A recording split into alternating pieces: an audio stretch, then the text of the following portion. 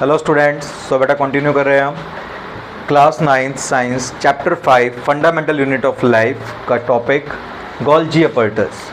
तो हम देख चुके हैं कि सेल के अंदर इनसाइड होता है एक न्यूक्लियस।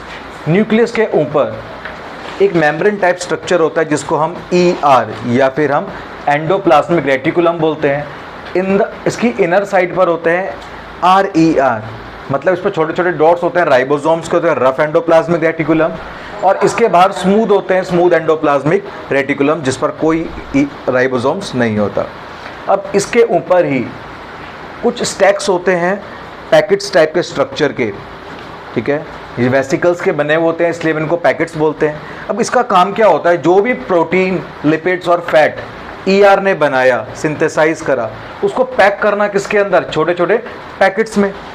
और जो पैकेट्स इससे पैक होने के बाद इंडिपेंडेंट हो जाते हैं, उन पैकेट्स को हम कहते हैं लाइसोसोम। और जिसके अंदर भरा होता है वो लिक्विड जो किसने प्रिपेयर करा था, ER ने। तो इसके अंदर जो भी सब्सटेंस भरा है ये कहलाता है डाइजेस्टिव जूस। और ये डाइजेस्टिव जूस एक एंजाइम है जिससे डाइजेशन का काम करा जाता है सेल के अंदर। तो देखते हैं, स्टार्ट करते हैं। Golgi apparatus discovered by Camillo Golgi, इसे कैमिलियो गोल्गी ने डिस्कवर करा था। It consist of A system of membrane bound vesicles, मतलब इसमें मेम्ब्रेन की तरह दिख रही होंगी हमें, एक लाइनिंग मेम्ब्रेन से जुड़ी हुई, तो मेम्ब्रेन की तरह एक स्ट्रक्चर होता है।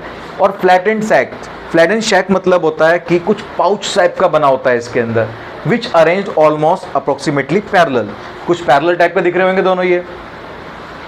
और इसको पैरेलल स्ट्रक्चर को हम बोलते हैं सिस्टर्न। सिस्टर्न मतलब होता है जब भी कोई चीज़ फोल्ड हो जाती है तो वो सिस्टर्न का शेप ले लेती है। इसका मेन फंक्शन, इसे ये कनेक्ट होता है ER से, देखेंगे ब्लू कलर के ER के ऊपर ही ER है, ये गोल्जी अपैरेटस है। और it use to packaging of synthesize material of ER या फिर RER। तो ER से बना हुआ सब्सटेंस किसके अंदर जाता है, गोल्जी अपैरेटस के अंदर, और गोल्जी अपैरेटस उसको पैक करने का काम करता है। इसका मेन फंक्शन होता है स्टोरेज, मॉडिफिकेशन एंड पैकेजिंग। जैसे हम देखते हैं किसी खाने की दुकान पे जाकर देखते हैं, एक शेफ़ होता है जो खाना बना रहा होता है, और एक वार्ड बॉय होता है जो उसको पैक कर रहा होता है। साइड में खड़ा हुआ एक व्यक्ति होता है जो इसका काम सिर्फ पैकिंग करने का होता है। तो ऐसे ही ये एक तरह का शेफ़ है जो खाना बना रहा है, और गोल्जी अपैरेटस साइड में खड़ा हुआ एक लड़का है जो क्या कर रहा है, उसको सिर्फ पैक, और पैक करने के बाद डिपार्ट हो जाएगा, वो दे दिया जाएगा, और लाइसोसोम की फॉर्मेशंस करेंगे। ये is the formation of lysosome. अब नेक्स्ट टॉपिक है हमारे पास लाइसोसोम क्या होते हैं। अब लाइसोसोम को हम डाइजेस्टिव बैग्स या सुसाइडल बैग्स भी कहते हैं। डाइजेस्टिव बैग इसलिए कि इसके अंदर जो भी सब्सटेंस भरा हुआ है वो बहुत स्ट्रांग है, और किसी भी बाहर से आने वाले फॉरेन पार्टिकल को पचा जाएगा, या फिर सेल के अंदर ही जो ऑर्गेनल खराब होने वाला है या खराब हो चुका है उसको भी डाइजेस्ट कर जाएगा। जैसे मान लो कि कोई दूसरा लाइसोसोम खराब होने वाला है, तो एक लाइसोसोम दूसरे लाइसोसोम को भी क्या कर जाएगा, डाइजेस्ट कर जाएगा, नष्ट कर जाएगा। इसलिए इसको डाइजेस्टिव बैग कहते हैं।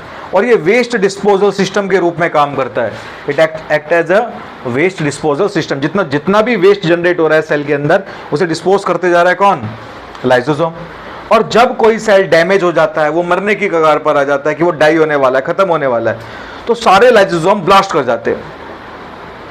इमेजिन करो ये कमरा जो है एक सेल है अंदर से, और इसके अंदर तुम सब कौन हो, लाइसोसोम्स।